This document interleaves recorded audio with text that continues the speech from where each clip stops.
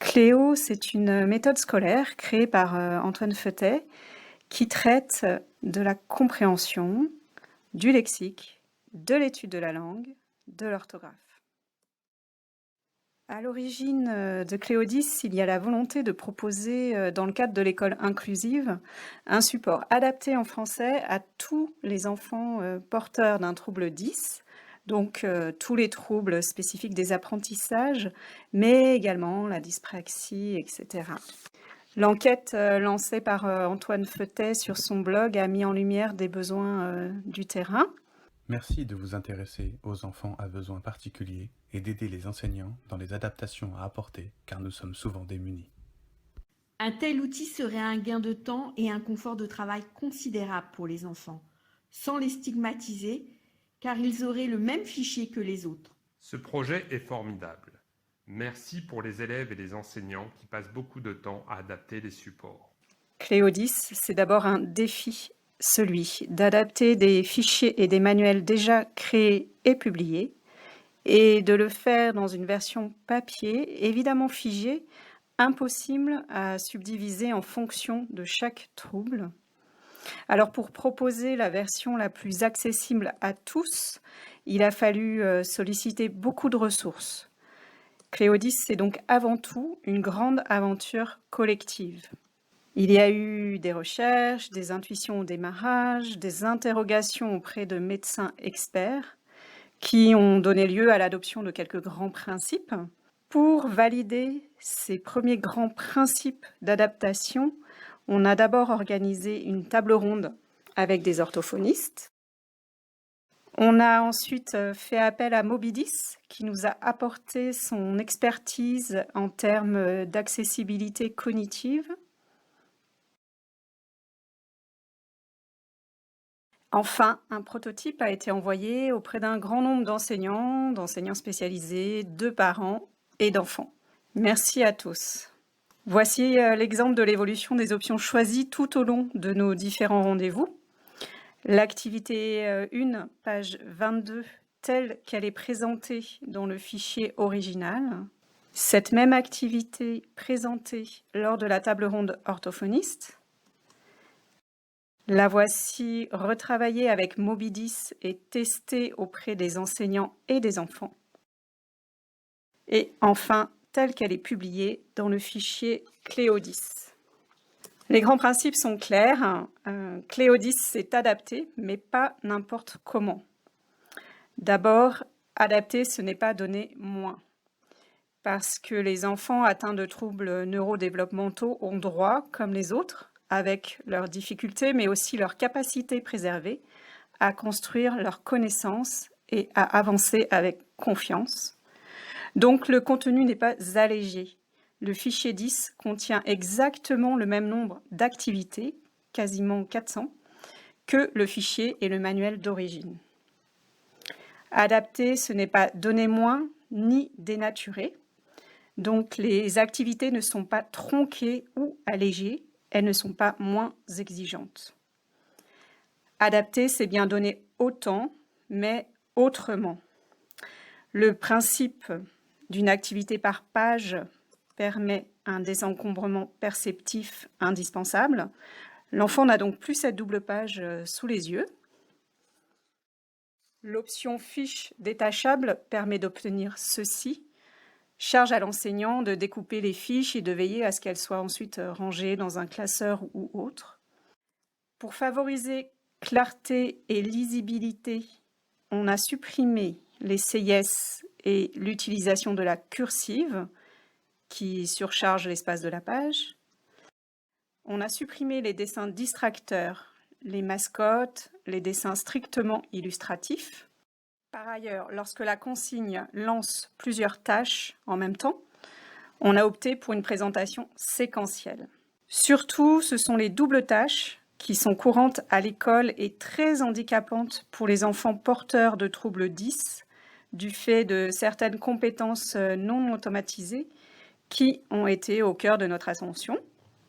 Alors, comme on l'a dit précédemment, il est impossible de prévoir un fichier qui soit précisément adapté à tous les troubles, mais nous avons également tenté, pour certaines fiches, d'adapter nos propositions d'adaptation, d'où les fiches étoilées. On pense à l'enfant qui, parce qu'il n'a pas automatisé cette tâche fine et complexe qu'est le geste d'écriture, est empêché dans son raisonnement. La fiche étoilée correspondante donne la possibilité de ne pas écrire, mais d'utiliser des étiquettes et donc de se concentrer sur la tâche à effectuer.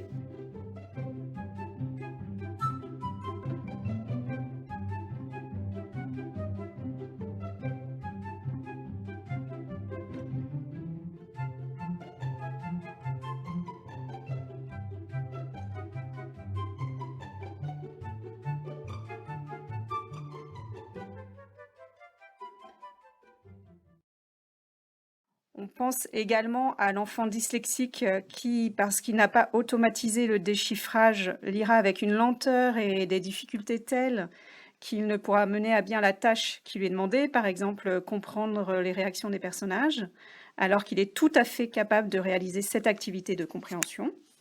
On a donc pris soin d'oraliser toutes les activités et l'on peut écouter l'ensemble du fichier, consignes et texte, via l'option oralisation de la version bibliomanuelle du fichier. Fiche numéro 37, je comprends les réactions des personnages. Lis le texte. Toutes les copines arrivèrent dans la cuisine, car le goûter allait commencer.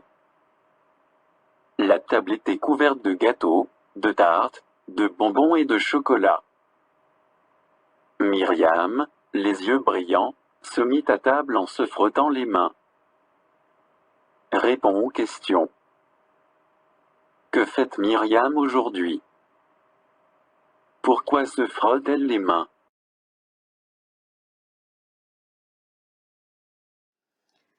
Ce travail sur les consignes et les doubles tâches qu'elles induisaient vise à favoriser l'accessibilité cognitive. Donc, un travail de reformulation. Version de départ. 2 familles de mots sont mélangées, écrit après chaque mot la lettre qui correspond à sa définition, puis classe les mots dans les 2 colonnes du tableau. Version Cléo 10.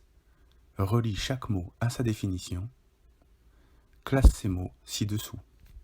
Un travail sur la séquentialité des tâches. On a un cadre pour la première tâche, un autre pour la seconde. Autre exemple. Si ces options nous semblent fondamentales, il est également important de rappeler qu'adapter, ce n'est cependant pas stigmatiser. Si l'on compare avec un autre champ de handicap, l'environnement présente souvent de véritables obstacles. On peut proposer des solutions via des adaptations spécifiques et ponctuelles, ou alors choisir d'adapter l'environnement de façon à ce qu'il soit accessible à tous. Dit autrement, l'égalité, c'est donner à tous exactement la même chose, ce qui ne répond en rien aux besoins spécifiques et légitimes de certains. L'équité, c'est donner en fonction des besoins propres à chacun, ce qui suppose d'ajuster constamment en fonction de besoins différents d'une personne à l'autre. L'inclusion, c'est prévoir un environnement de base ajusté si bien que tous en bénéficient sans besoin d'ajustement. L'idée, pour revenir à notre sujet, ce n'est donc pas de faire passer les enfants porteurs de troubles 10 par des chemins de traverse si particuliers qu'ils en deviendraient inaccessibles aux autres, ou de leur proposer un fichier tellement adapté et spécifique qu'il ne pourrait être partagé par leur pairs. Ici, on cherche avant tout à être, autant que faire se peut, accessible à tous. Ainsi, concernant la typographie, aucune typographie n'ayant jamais fait la preuve de son efficacité pour un trouble ou l'autre, il n'a pas été question de choisir une typographie trop spécifique.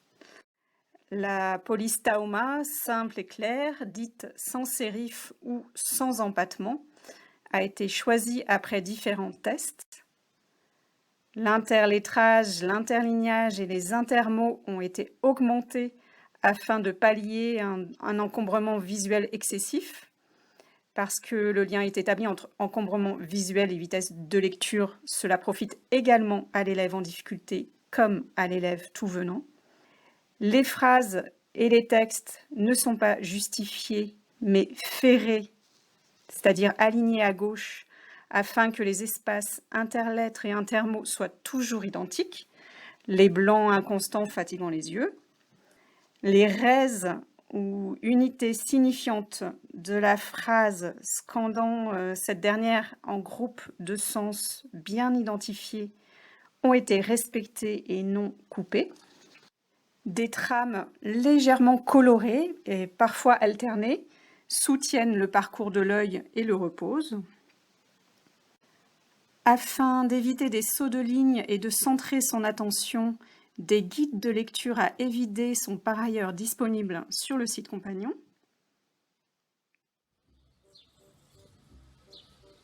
Les Robinson. Autrefois, nous vivions sur une île déserte. Des singes venaient me réveiller. Je mangeais des bananes et je pêchais des poissons.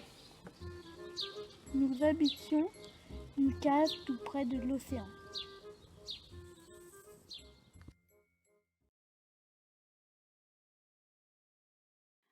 À noter que nous avons également à cœur d'adapter les aides-mémoires qui accompagnent les élèves dans l'appropriation des savoirs et la mémorisation des notions vues dans le fichier et le manuel. La déclinaison de ces aides-mémoires se déroule selon les mêmes principes, le désencombrement et la lisibilité, avec une leçon par page, dont la structure est scandée pas à pas. Autre exemple. Le guide pédagogique est maintenant unique pour les 3 versions du CE2, manuel, fichier et fichier 10.